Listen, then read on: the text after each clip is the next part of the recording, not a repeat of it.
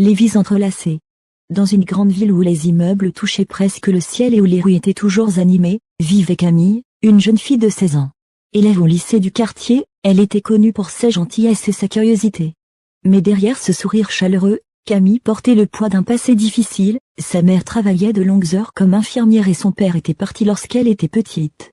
Elle avait appris à gérer seule beaucoup de choses, mais ressentait parfois une solitude profonde.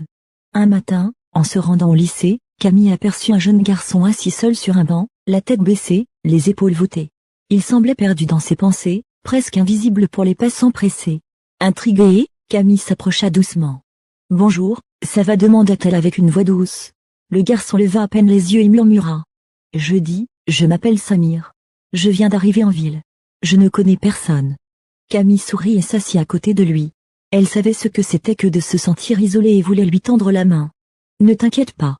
Je vais te montrer le lycée, et tu verras, on va s'habituer à tout ça, » dit-elle. Samir acquiesça timidement. Ils commencèrent à marcher ensemble et, petit à petit, un lien fragile mais sincère se tissa entre eux.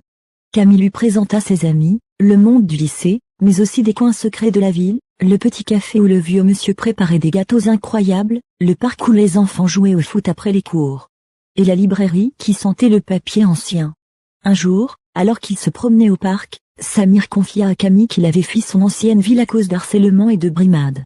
Il avait du mal à se sentir accepté et avait peur de se lier aux autres. Camille l'écouta attentivement, lui offrant une oreille attentive et des conseils simples mais puissants. Elle lui montra que la confiance et la patience pouvaient changer les choses. À l'école, Camille et Samir commencèrent à travailler sur un projet de science ensemble.